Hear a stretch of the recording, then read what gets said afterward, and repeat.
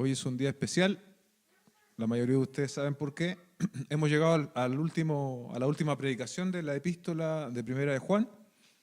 Y bueno, han sido 17 predicaciones. 17 predicaciones, yo por acá noté unos datos. Si alguien quiere hacer una... ¿Cómo se dice cuando uno ve series así como que ve todos los capítulos? Se me fue la palabra. Una maratón, si usted quiere hacer una maratón de Primera de Juan, acá yo le dejo un dato, solo para valientes. Fueron 17 predicaciones, 13.2 horas, si alguien quiere ver la serie completa, 13.2 horas de predicación. Y bueno, comenzamos a mediados de diciembre, estamos terminando ya, casi finalizando este mes, 4 meses. Damos gracias al Señor por la posibilidad que nos da de exponernos a la palabra de esta manera. Y lo más importante, iglesia, no son los datos, no es la información, lo más importante es que la palabra haga vida en nosotros. Eso es lo relevante, amén. Y en eso nosotros tenemos que también poner de nuestra parte, disponernos para vencer todas nuestras ideas, prejuicios, que muchas veces arrastramos desde el mundo, para ser transformados también por su palabra. Así que bueno, dicho eso, vamos a ver esta última predicación. Le he puesto por nombre la triple certeza y un mandato final. La triple certeza y un mandato final. El texto bíblico es Primera de Juan, capítulo 5, verso 18 al 17, y damos lectura en el nombre del Señor. Sabemos que todo el que ha nacido de Dios no peca, sino que aquel que nació de Dios lo guarda y el maligno no lo toca. Sabemos que somos hijos de Dios y que el mundo entero está bajo el poder del maligno. Y sabemos que el Hijo de Dios ha venido y nos ha dado entendimiento a fin de que conozcamos a aquel que es verdadero y nosotros estamos en aquel que es verdadero, en su Hijo Jesucristo. Este es el verdadero Dios y la vida eterna. Hijos, aléjense de los ídolos. Señor, hemos dado lectura a tu palabra. Te agradecemos esta oportunidad que nos has dado de exponernos a la epístola completa durante estos meses. Te pido, Señor, que puedas también hablar a tu iglesia esta mañana y que recibamos este mensaje, Señor, con expectativa de que estamos oyendo tu palabra, que siempre es necesaria para cada uno de nosotros. Te lo pedimos en el nombre de Jesús. Amén y amén. La semana anterior hablamos de la vida eterna que está en el Hijo de Dios. Somos llamados a creer y a saber esto. Es una posesión segura y además podemos acercarnos con libertad a Dios por medio de la oración. Cuando las oraciones se conforman a la voluntad de Dios, Dios responderá todas esas oraciones. Son certezas que no solo deben animarnos, iglesia, sino que deben sostenernos e impulsarnos a no bajar los brazos en este caminar. Amén. Ya estamos por cerrar este pergamino de Primera de Juan, podríamos decir, y se repite una palabra en estos 3 versículos. No sé si lo notó. La palabra es sabemos. Sabemos, tanto en los versículos 18, 19 y 20, esa es la palabra con la cual inicia el versículo. Terminamos entonces Primera de Juan con estas 3 certezas y un mandato final. Pero estas 3 certezas nosotros debemos ciertamente considerarlas en nuestro caminar en la fe. Entonces el punto 1, la certeza 1, es el nacido de Dios no peca. El verso 18 dice, sabemos que todo el que ha nacido de Dios no peca. Los nacidos de Dios a los cuales se refería Juan se diferenciaban de los anticristos de la época. Ellos, los nacidos de Dios, permanecieron en la verdad revelada de Cristo. No pecaron de esa manera como veíamos la semana pasada, ¿no? El pecado que lleva a la muerte, el cual dijo Juan, yo no digo que se pida por ese. Habían permanecido en la fe en el Hijo de Dios. No habían pecado de esa manera. Un pecado que ha sido denunciado una y otra vez durante esta epístola. El pecado de no creer en Cristo. Incluso de inventarse un Cristo a su medida, a la medida de la filosofía de aquella época. Además, estos falsos maestros o anticristos tenían ideas particulares sobre el pecado. Ellos entendían, un grupo de ellos decía que el pecado se daba en la carne y entonces no tenía importancia porque la carne no importa, la materia no importa. Entonces ellos desestimaban el pecado y vivían vidas licenciosas, por lo tanto. ¿Sí? Esa era una postura. Y en la otra vereda, ¿no?, estaban los que negaban cualquier participación del pecado y decían que el pecado era algo irrelevante. Son veredas opuestas, en verdad. Los que decían que no importaba porque era algo en el cuerpo, en la materia, y los que decían que había que esforzarse a un nivel de que teníamos que controlar el pecado. Esas eran las dos posturas que había en aquella época respecto del pecado. Ahora, esta expresión, ¿no?, ya la habíamos visto antes, y cuando vamos a Primera de Juan 1:8, tenemos esta realidad, ¿no?, respecto del pecado para confrontar esas falsas ideas que los falsos maestros tenían. Dice el texto: si decimos que no tenemos pecado, nos engañamos a nosotros mismos y la verdad no está en nosotros. ¿Se da cuenta? Entonces el pecado es una realidad aún para los creyentes. Lidiamos con el pecado, pecamos, por decirlo de alguna manera más directa. Entonces había un grupo de estos falsos maestros que decía que el pecado no era relevante, ¿no?, que ellos no tenían pecado. Por eso Juan escribe de esta manera. La certeza que Juan quiere establecer, sabemos, dice que los que son nacidos de Dios no pecan. No pecan en un sentido específico, como decíamos la semana pasada, porque ellos creen en el Cristo revelado, en el Cristo que han revelado los apóstoles, en el Cristo que nos señala la Biblia. Pero también la expresión no peca es, podríamos leerla y decir, bueno, no peca quiere decir que no peca nunca. Claramente no. Porque si esa fuese la definición de un nacido de Dios, entonces todos los que estamos aquí no hemos nacido de Dios. ¿Se da cuenta? Entonces el no peca tiene su propia explicación y tiene un contexto.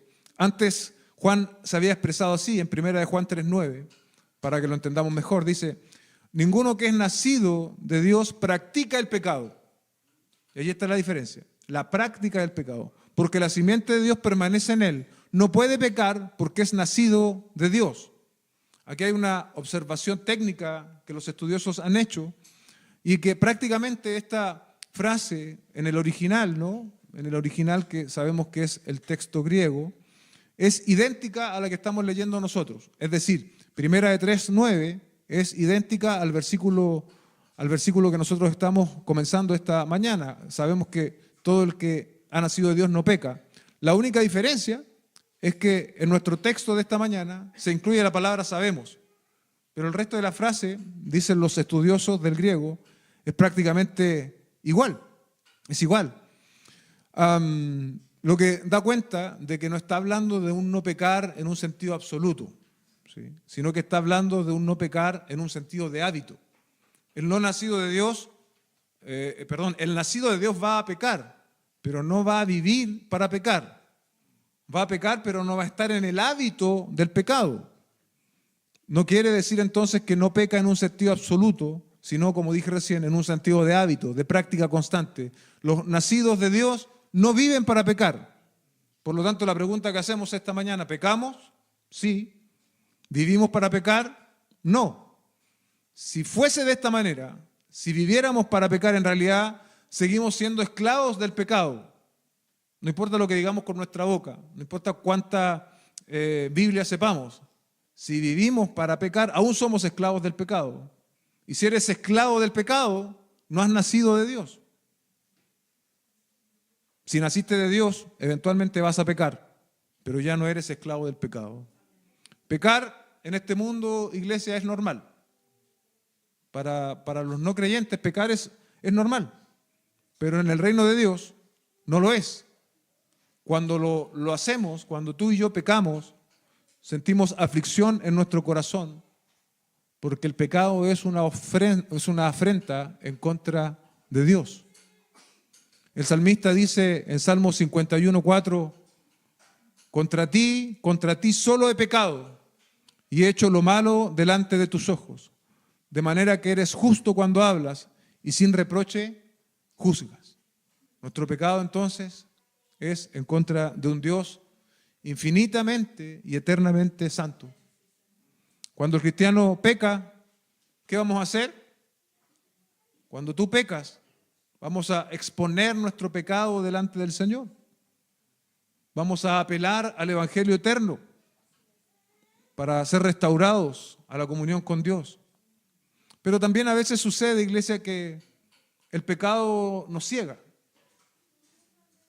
Y cuando el pecado nos ciega, Dios también nos ha provisto de ciertas herramientas, como la que veíamos la semana pasada. Cuando yo peco, voy a necesitar que tú ores por mí. Cuando yo peco, voy a necesitar que la iglesia ore por mí. Cuando tú pecas, vas a necesitar que otros hermanos en la fe estén orando por ti. Y persistan en la oración, porque a veces podemos estar orando y no vemos resultados, no vemos respuestas, no vemos arrepentimiento del hermano. Pero tenemos que persistir en ello. Si un hermano en la fe peca y peca constantemente, claramente no debe llegar a ser un hábito, pero está en un problema de pecado. Nosotros debemos orar por ese hermano. Es una manifestación de la gracia que Dios nos ha dado. Y un segundo elemento también es la disciplina de Dios. Entonces, cuando el cristiano llega a estar cegado por el pecado, ciego, sin poder levantar cabeza, nosotros los creyentes somos llamados a orar por él y también a ejercer la disciplina de Dios. La disciplina de Dios no es punitiva, no es para castigar, no es para señalar. La disciplina de Dios es en amor, es siempre para restaurar. Ese es el objetivo de Dios al disciplinarnos. Cuando las personas que no creen en el nombre del Hijo de Dios pecan, al contrario de la realidad de un cristiano, cuando peca, como les decía recién, solo está viviendo en conformidad a su propia carne. Los no creyentes están viviendo según su propia naturaleza y dice la Biblia que están bajo el dominio de Satanás. El propio Juan lo dice en unos versículos más adelante. Y esta no es mi opinión, sino que la misma palabra lo declara, ¿no? Efesios 2, versos 1 al 2, dice: y Él les dio vida a ustedes, escuche bien, que estaban muertos en delitos y pecados. Así estábamos nosotros. Así está el mundo que no conoce al Señor hoy, muertos en sus delitos y pecados, en los cuales anduvieron en otro tiempo según la corriente de este mundo, conforme al príncipe de la potestad del aire. ¿Quién es el príncipe de la potestad del aire? Satanás, el espíritu que ahora opera en los hijos de desobediencia. ¿Quién quiere ser libre de este yugo? ¿Sí? Esta es la cárcel más terrible a la cual puede enfrentar un hombre. La cárcel de la esclavitud al pecado. Y el único que puede abrir ese cerrojo, el único que puede abrir esa cárcel es Jesucristo. Si alguien quiere ser libre, por lo tanto, de ese peso esclavizante del pecado, debe reconocer que la salvación viene solo a través de la persona de Jesucristo. Debe entonces reconocer sus pecados y arrepentirse de manera genuina y creer en la obra del Señor Jesucristo. Serás entonces acreedor de esta certeza, tal como lo escribe Juan: el que es nacido de Dios no peca, solamente a través de Cristo. Iglesia, hemos nacido de Dios. El pecado ya no hace lo que quiere con nosotros. No somos más sus esclavos. Somos libres en Cristo para vivir vidas santas, apartadas, que glorifiquen a Dios. Esta debe ser la respuesta natural de nuestro corazón, pero también debemos cultivarla y hacernos responsables. Esos hábitos pecaminosos que a lo mejor hoy día vemos como no tan condenables, ¿no? Nosotros los cristianos evangélicos en particular, como que estigmatizamos ciertos pecados, como que fumar es malo, sí, sabemos que es malo, tomar en exceso también es malo, sabemos que es malo, pero eso no es todo el pecado que existe. Entonces, como que ciertos pecados los normalizamos más que otros. ¿Y qué de las malas palabras, por ejemplo? ¿Cuántos de nosotros aún tenemos malas palabras en nuestro lenguaje? Nos permitimos hablar no precisamente con palabras que sean dignas del Señor, y son parte de nuestros hábitos, y ese es un problema, iglesia. No es solo un problema, es un pecado. Y es muchas veces un hábito de pecado que hemos aceptado, y no debe ser así. Otros tienen el pecado del aislamiento. ¿Cómo así? ¿Cómo es ese pecado del aislamiento, pastor? Es bastante sencillo, ¿no? Dios no solo te ha llamado a asistir a una iglesia los domingos, sino también a ser parte de una iglesia, a integrarte. Estás en un hábito de aislamiento, por lo tanto estás desobedeciendo a Dios si no lo haces. Cuando las personas se aíslan de la congregación, cuando no se vinculan con otros creyentes, entonces no van a crecer, no van a desarrollar sus dones, no van a poder ser ministrados o ayudados por otros creyentes, porque ellos mismos han decidido, así como las ostras, cerrarse y ser impenetrables a la influencia de otros. Pero Dios en su gracia, Dios soberanamente obra, ¿sí? Obra y puede obrar de maneras sobrenaturales sobre nuestras vidas, lo sabemos. Pero en lo común y corriente Dios obra a través de nosotros mismos, iglesia.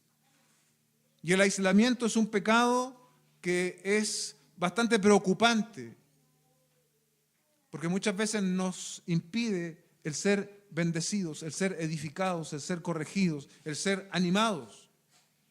Pide a Dios también esta mañana, a través de su Espíritu, que te muestre otros hábitos pecaminosos que tal vez tú has desarrollado y aún no los has confesado, tal vez porque no los has reconocido como hábitos.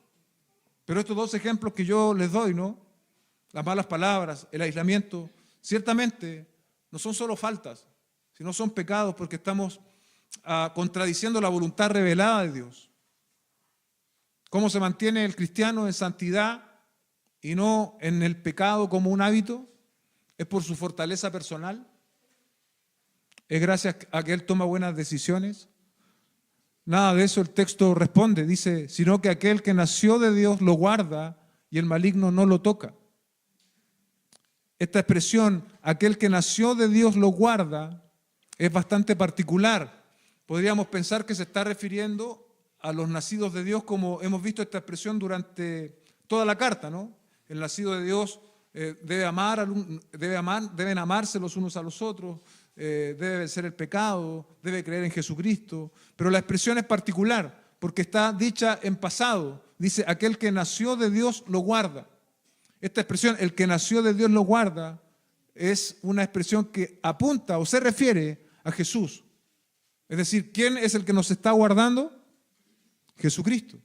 Jesucristo nos está guardando. Juan distingue entonces en tiempo pasado esta expresión al que nació para referirse a Jesús. Y la frase nacido de Dios, como hemos visto durante todo el desarrollo de esta epístola, se va a referir al creyente. Además está esto interesante, que el que nació de Dios está justo al frente de guarda del maligno. ¿Se da cuenta? El que nació de Dios nos guarda del maligno. ¿Quién es el que nos guarda a nosotros? Jesucristo. Eso para que podamos entender mejor el texto. Y mira lo que dice el Evangelio de Juan 17:15. Confirma esto que yo estoy diciendo recién. No te ruego que los saques del mundo, sino que los guardes del maligno. Así está ejerciendo su labor de protección el Señor Jesucristo a favor de nosotros. No sacándonos del mundo, sino guardándonos del maligno. Otro autor dice, aquel que nació de Dios es una referencia a Cristo, el unigénito de Dios. Aquí hay una promesa espectacular, escucha bien, que nos ayudará a poner la cabeza en la almohada cada noche en paz. Él guarda a los creyentes. Amén. El mundo puede estar en un caos absoluto, o tu propia vida puede estar en un caos absoluto. Puede estar la falsa doctrina floreciendo por todos lados, como era en la época de Juan. Puede haber adversidad, problemas, inestabilidad, lo que tú quieras. Pero cuando tú sabes que es Cristo mismo el que te guarda, entonces puedes descansar y dormir tranquilo por la noche. A veces se nos olvida. A veces hacemos de esto una carga personal y nos la echamos sobre nosotros mismos. Se nos olvida que es Dios a través de Cristo quien nos está guardando, iglesia. No solo el Padre se ha hecho responsable por guardar a sus hijos, sino que el buen pastor también se hace responsable por sus ovejas. ¡Qué maravilla! Los anticristos de la época, verdaderos agentes del maligno, ¿no? Los anticristos de la época de Juan y los que hoy día están en el contexto de las iglesias son verdaderos embajadores del maligno. Se habían relacionado con la iglesia, los falsos maestros se relacionan con la iglesia y de allí que se produce una relación peligrosa, porque los falsos maestros ganan la confianza de las personas, posiblemente hasta el afecto de los hermanos, el afecto fraternal. Recuerde que los falsos maestros tienen apariencia de piedad. Son personas, entre comillas, confiables, amigables. Pero esto no es más que una estratagema de los agentes del maligno, de los embajadores del maligno. Parecen buenas personas y entonces, como las víboras, en el momento que menos lo esperamos, muerden para inocular el error, el veneno de la falsa doctrina. Pero aquí, iglesia, tenemos un antídoto más poderoso.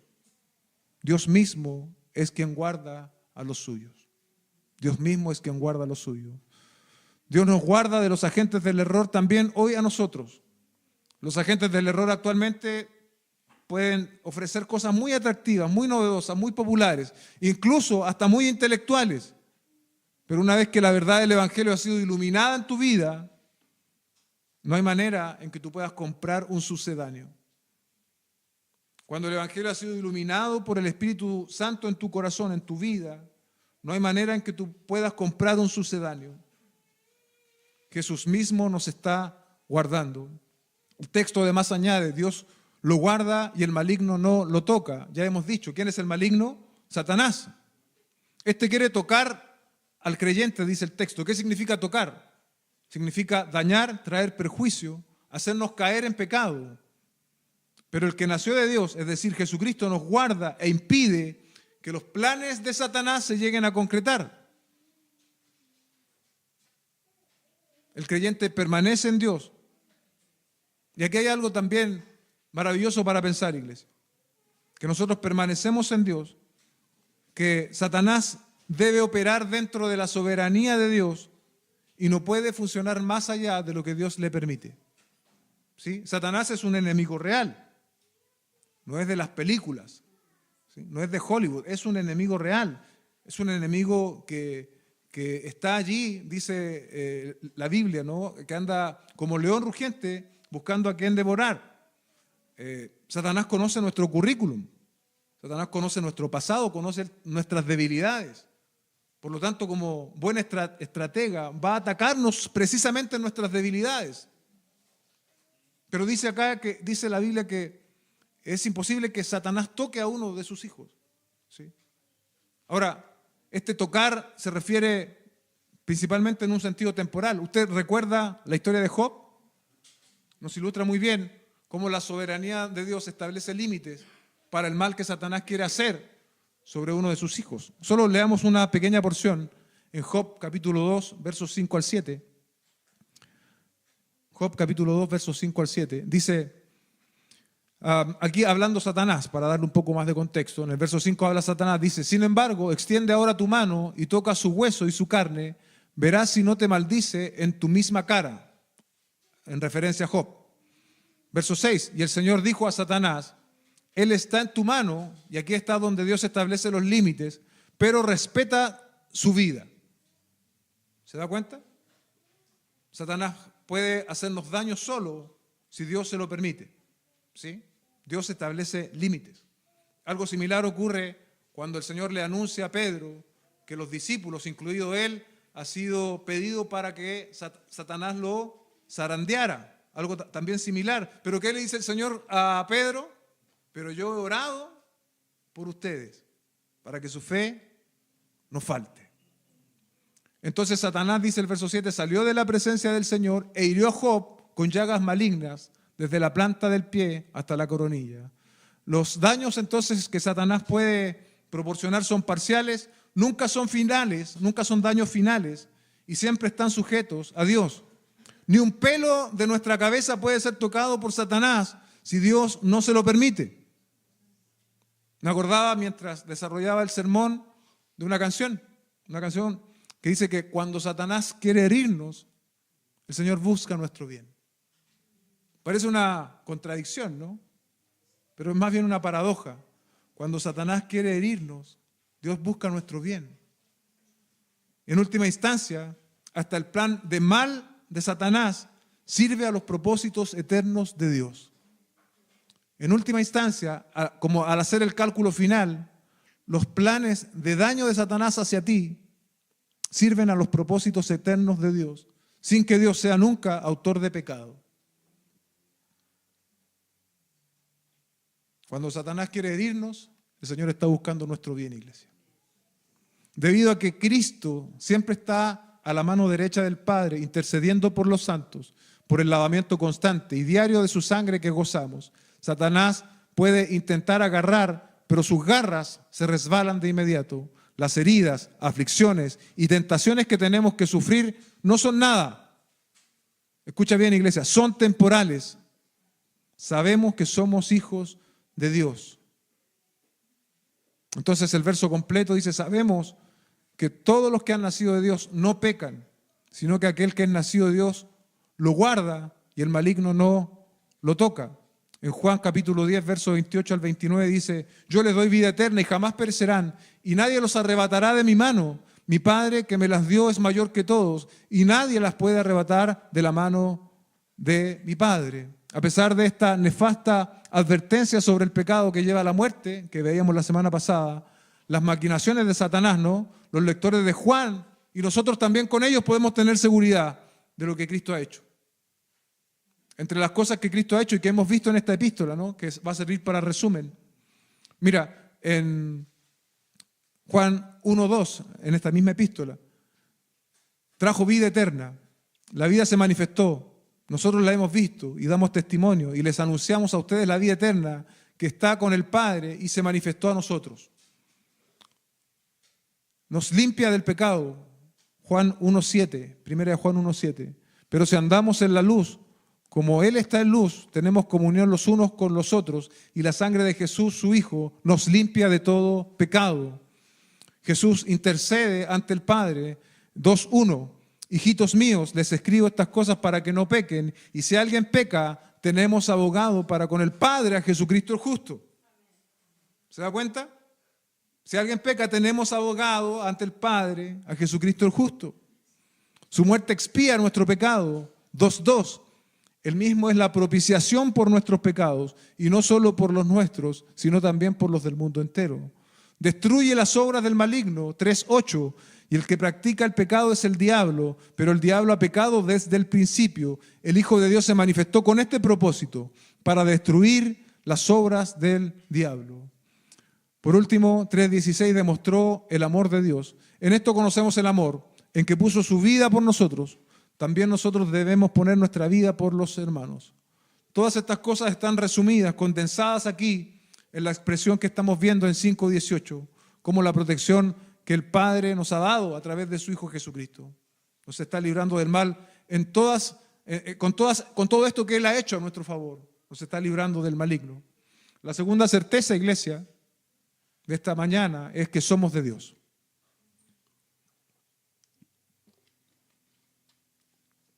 El texto dice, sabemos que somos de Dios y que el mundo entero está bajo el maligno. Una vez más, Juan utiliza esta palabra sabemos para asegurarnos del conocimiento que tenemos. En la actualidad, él repite el pensamiento que presentó anteriormente en Juan 3:1. ¿Qué dice Juan 3:1?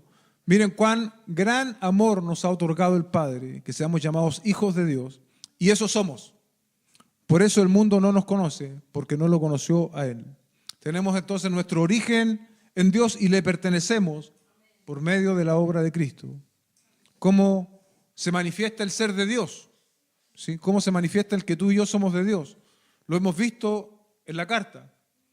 Permanecemos en la verdad de Cristo, en la verdad revelada hoy día en la Escritura para nosotros. Expresamos un fruto de los que son nacidos de Dios, una fe genuina, amor fraternal, victoria sobre el mundo, no practica el pecado. Hemos visto estos sellos, estas características. Decir que yo soy de Dios no basta. Tener una idea de que yo soy de Dios no basta. Si de verdad eres de Dios, eso se va a manifestar. Eso se va a hacer patente. Recordemos algunos textos que nos hablan de esto. Primera de Juan 3:9. Ninguno que es nacido de Dios practica el pecado, lo veíamos recién, porque la simiente de Dios permanece en él. No puede pecar porque es nacido de Dios. ¿En qué más demostramos que somos de Dios? Juan 4:7. Amados, amémonos los unos a los otros porque el amor es de Dios y todo el que ama es nacido de Dios y conoce a Dios. el amor fraternal, es otro sello más de que somos de Dios. Primera de Juan 5:1, todo aquel que cree que Jesús es el Cristo es nacido de Dios. Todo aquel que ama al Padre, ama al que es nacido de Él. Nuestra fe también es una muestra de que hemos nacido de Dios. Y por último, primera de Juan 5:4, porque todo el que es nacido de Dios vence al mundo. Y esta es la victoria que ha vencido al mundo, nuestra fe. Si no fuéramos de Dios, no podríamos hacer absolutamente nada de esto, pero porque somos de Dios, esto ya es nuestro caminar, debe ser nuestro caminar. Sabemos que somos de Dios, tenemos su espíritu, hemos recibido esta vida espiritual. Y en la escena contraria está el mundo, y es la realidad que no debemos ignorar. Así como sabemos que somos de Dios, sabemos que el mundo entero también está bajo el maligno. No debemos cerrar nuestros ojos frente a esa realidad. También debemos saber esa realidad espiritual, podríamos decir, paralela. No sé si a usted le pasa, pero cuando vemos noticias, el panorama es, acá en nuestro país, es complicado. La delincuencia aumenta, las tasas de homicidio, la incertidumbre económica, las leyes que atentan en contra de lo que Dios enseña en su palabra. Vemos noticias y podemos salir con cierto grado de depresión, de tristeza. Y esas son cosas que deben preocuparnos, de hecho. Debemos estar también nosotros orando para que eso sea detenido por la mano del Señor. Pero mire el anuncio que hace acá Juan. Cuando yo digo todas esas cosas, y que el maligno entero está, y que el mundo entero está bajo el maligno. ¿Qué podemos esperar si el mundo entero está bajo el maligno? Que la maldad y el pecado sigan avanzando. De cierta forma, esas noticias que vemos se explican por este texto. El mundo entero está bajo el maligno. Pero quiero decirte, hermano, no te entristezcas, no te desesperes. Hay alguien que ha hecho intercesión por nosotros. Juan 17:15, otra vez, no te ruego que los saques del mundo, este mundo que parece que está cada vez peor, sino que los guardes del maligno. ¿Cómo ocurrió esto de que el mundo está bajo el maligno? Bueno, a través del pecado de Adán, ¿no? Eso fue lo primero.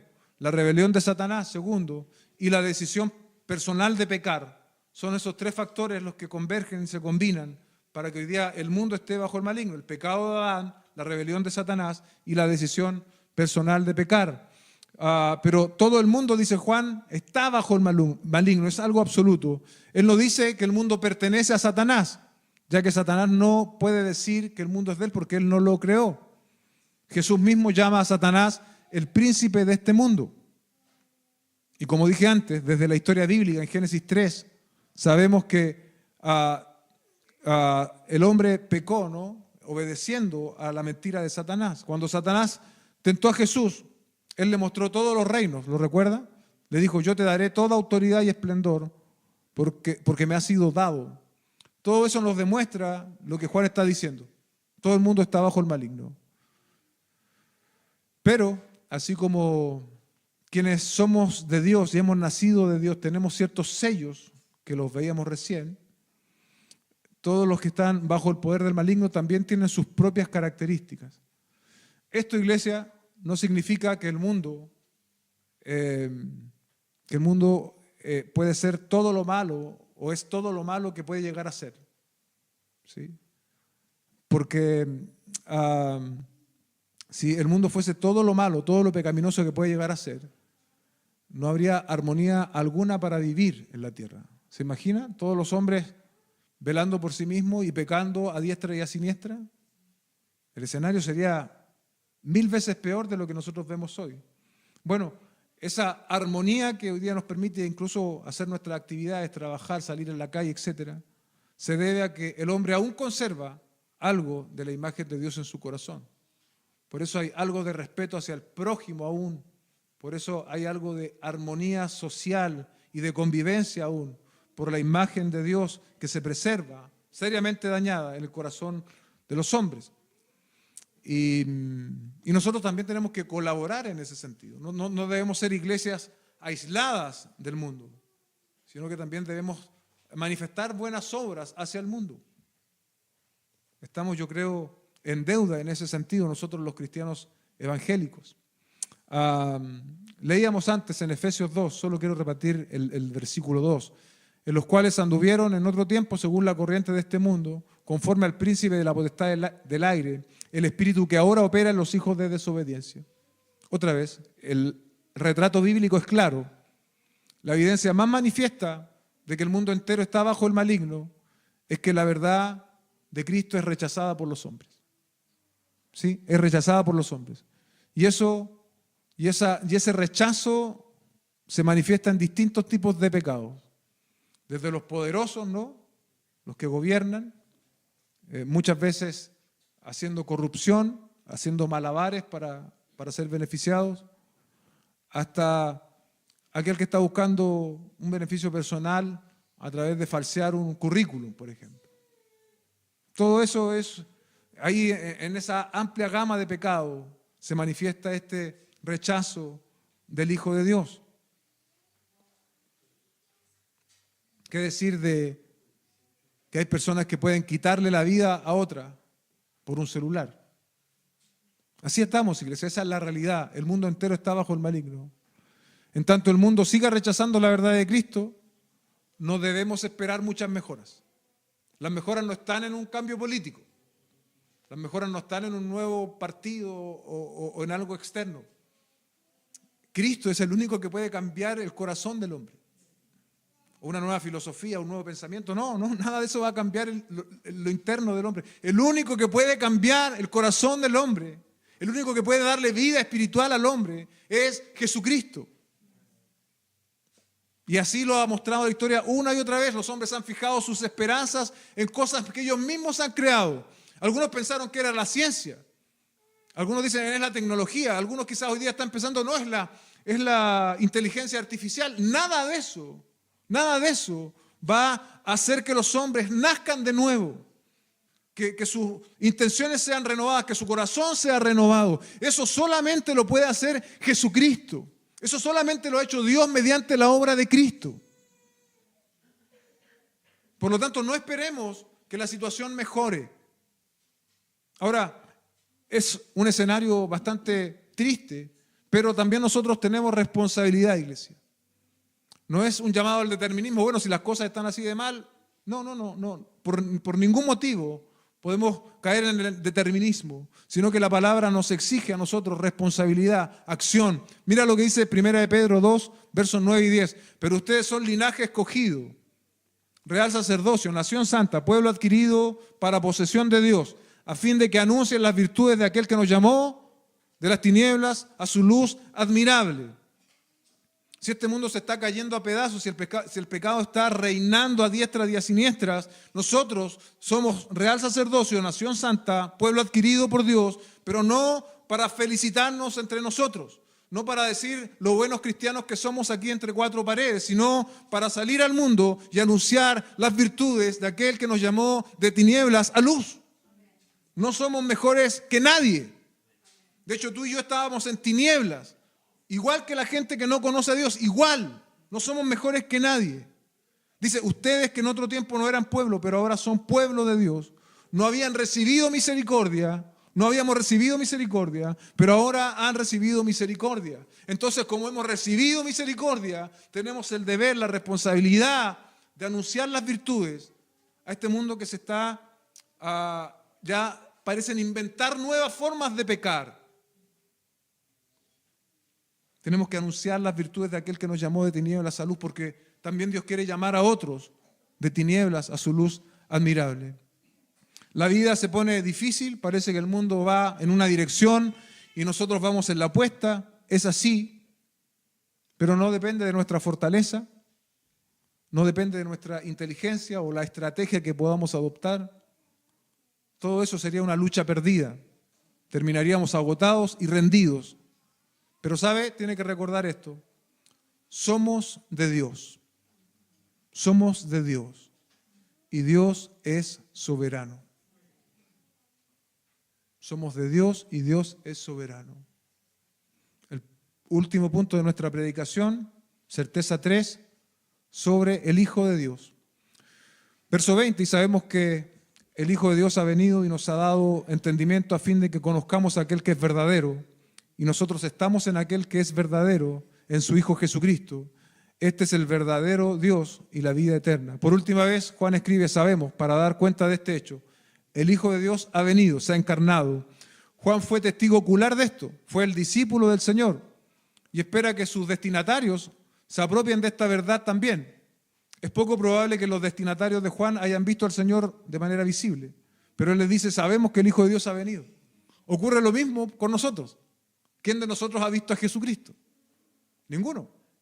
Pero sabemos, a través de la fe, a través de este haber nacido de Él, de Dios, sabemos que efectivamente Dios vino. Tenemos el testimonio en su palabra. Dice un autor, Juan confirma la encarnación del Hijo Divino. La deidad con cuerpo humano era un grave problema para los falsos maestros gnósticos, quienes afirmaban la maldad de la materia, como yo les decía anteriormente. El falso maestro Cerinto, que también hemos dicho en otras predicaciones, enseñó que Cristo había venido sobre el hombre Jesús, ¿cierto? Y que se había ido antes de la crucifixión. No, Jesucristo vino según el eterno plan de Dios, nació de una virgen que concibió por el poder del Espíritu Santo, creció de manera natural, desarrolló su ministerio, cumplió la ley de Dios, fue crucificado, al tercer día resucitó de entre los muertos y hoy día está a la diestra de Dios. Este saber, este conocimiento, esta certeza es gracias al entendimiento que Dios mismo nos ha dado. ¿Se da cuenta que no hay espacio para que nosotros nos jactemos? Nuestro entendimiento estaba cerrado a estas verdades espirituales. ¿Quién la abrió? Jesucristo mismo a través de su encarnación. Dios abrió este portal de bendiciones espirituales para que nosotros pudiésemos ver esta realidad. Jesús nos ha provisto el conocimiento necesario con relación a la deidad.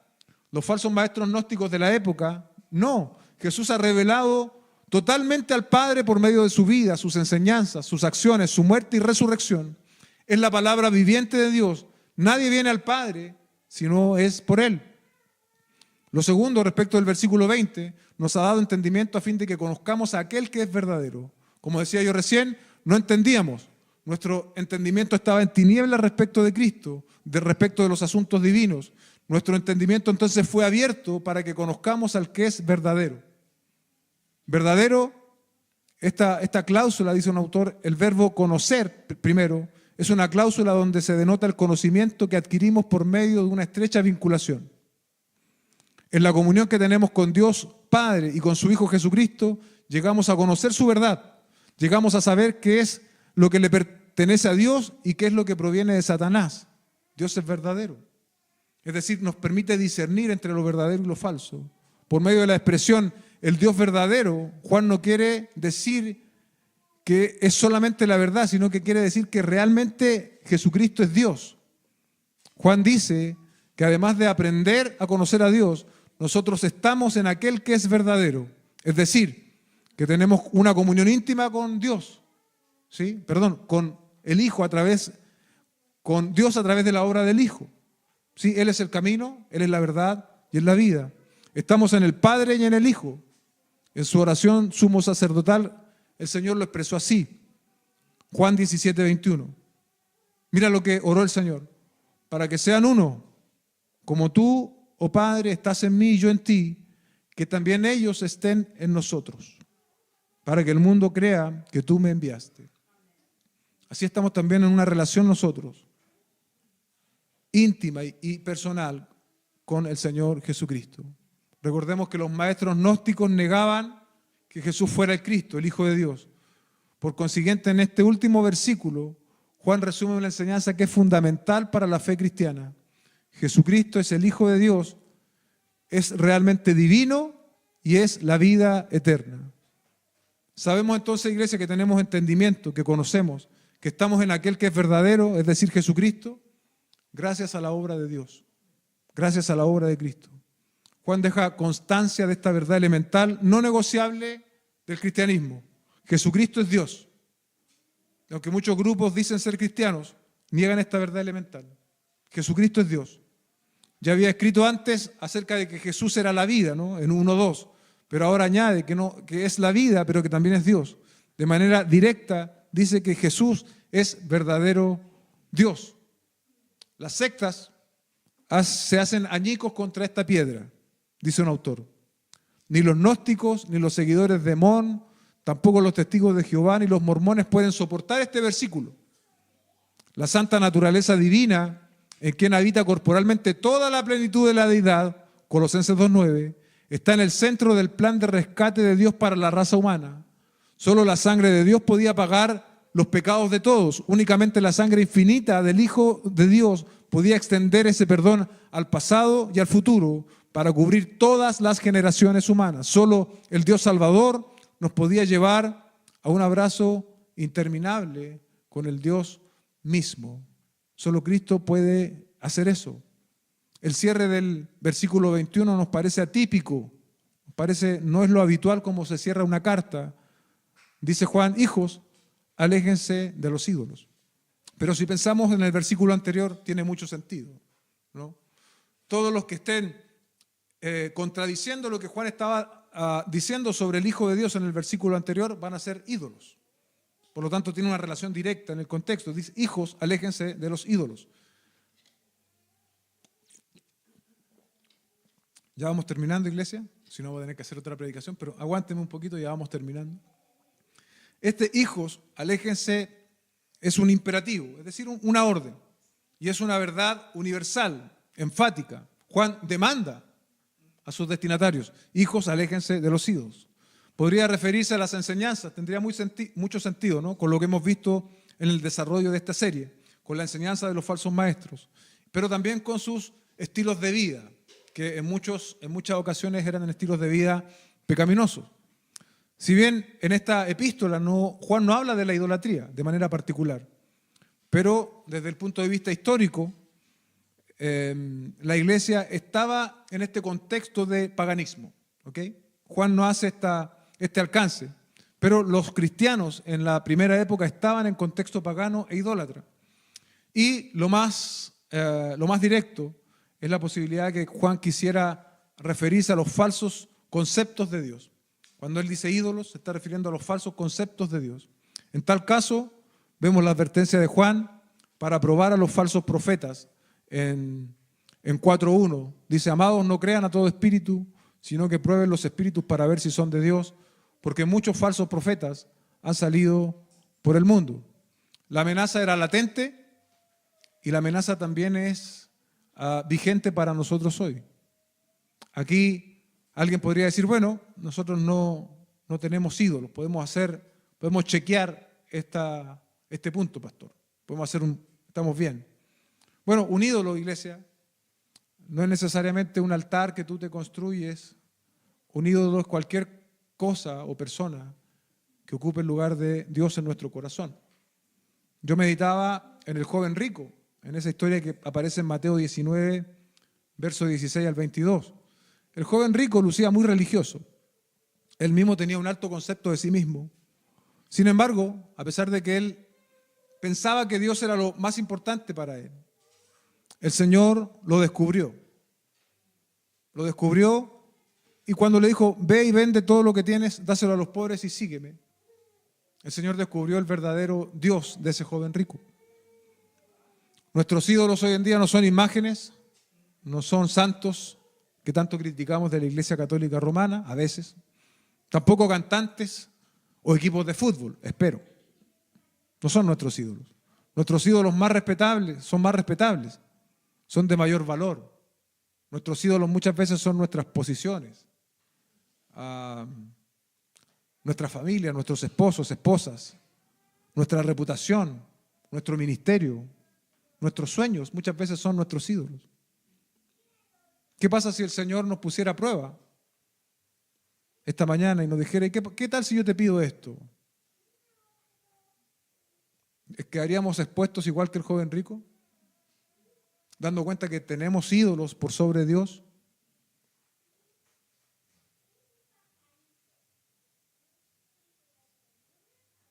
La pregunta que tenemos que hacernos: ¿puede haber algo más importante que Cristo para nosotros? Ciertamente no. Debemos, por lo tanto, alejarnos de los ídolos, ya sea de aquellos teológicamente errados, ¿no? Como en el caso del contexto de Juan, y aquellos que se transforman en ídolos también en la vivencia cotidiana de cada uno de nosotros. Ambos tipos de ídolos subestiman el lugar de Cristo y toman su lugar. El cristiano no debe nunca perderse en las ilusiones de la religión pagana, dice un autor. No debe nunca erigir un altar en su corazón a un ídolo para que tome el lugar de Dios. Debe guardarse del contagio de las falsas creencias y únicamente lo podrá hacer caminando con Cristo. Hemos llegado así, iglesia, al cierre de Primera de Juan. Si estamos en Cristo, somos dueños de estas certezas. No practicamos el pecado. Somos hijos de Dios en medio de un mundo hostil. Y somos embajadores de Dios en medio de este mundo hostil. Y somos guardados por Dios. La obra de Cristo es la que abrió nuestro entendimiento para no solo tener un Cristo en las ideas, sino que tener también un Cristo con el cual nos vinculamos diariamente, constantemente. Estamos unidos a Cristo, dijo Pablo. Es más o menos la misma intención que está reflejando aquí Juan. Dios permita que su palabra obre en lo más profundo de nuestro corazón y nos siga llevando a la imagen del Hijo de Dios. Oremos y demos gracias. Padre Celestial, te damos gracias esta mañana. Es un privilegio demasiado exaltado abrir tu Biblia, leerla, predicarla y exponernos a ella, Señor. Son palabras que sobrepasan nuestro entendimiento, pero también entendemos que a través de la gracia que es en Cristo Jesús, tú nos das esta gran oportunidad, este gran privilegio. Hemos estado por meses expuestos, Señor, a Primera de Juan,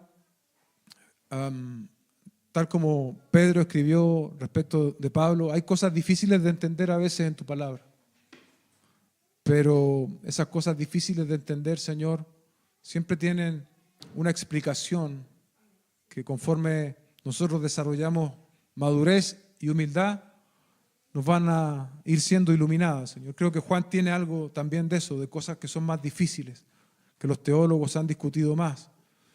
Pero haciendo, Señor, un análisis final, y si solo nos quedáramos con lo claro que es Primera de Juan, hoy día tenemos sobre nuestros hombros una gran responsabilidad de atender el llamado que tú nos has hecho a través de este estudio, Señor, expositivo. Ayúdanos, Señor, no nos has dejado desprovistos para atender y para obedecer tu palabra. Nos has dado de tu espíritu, nos has dado una nueva vida, Señor. Nos has puesto en un contexto de hermanos en la fe para que nos ayudemos los unos a los otros, para que oremos los unos por los otros, Señor, para que nos manifestemos amor fraternal los unos por los otros. Ayúdanos, Señor, a dejar de caminar como llaneros solitarios. Ayúdanos, Señor, a sostenernos en la iglesia, a sostenernos en el hermano, en la hermana. Ayúdanos también, Señor, a ser sostén para otros que están más debilitados.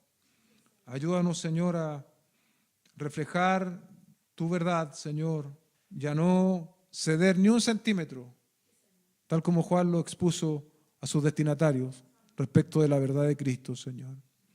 Te damos muchas gracias por este tiempo. Te pedimos también que nos dirijas en lo que viene, Señor, y que tu palabra siga siendo preeminente, Señor, en esta iglesia local. Te lo pedimos en el nombre de Jesús. Amén y amén.